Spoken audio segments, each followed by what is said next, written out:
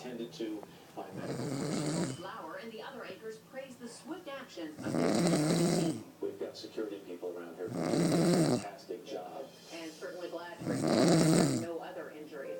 Well, now back to Los Angeles and father John Boyd speaking for the first time on his decision to undergo a double mastectomy. The veteran actor struggled for words about his daughter's dramatic procedures, but she handles herself very well. On the series for Showtime, Ray Donovan, Boyd told us about Brad's dedication to his daughter.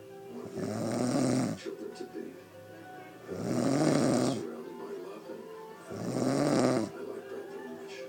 And also in Los Angeles, Roger Ebert's wife of 20 years, Chaz Ebert, on hand Sundance Institute as her late husband.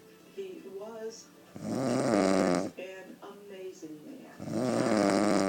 For the first time since her husband's death. Until he went out peacefully and quietly and serenely and accepted it.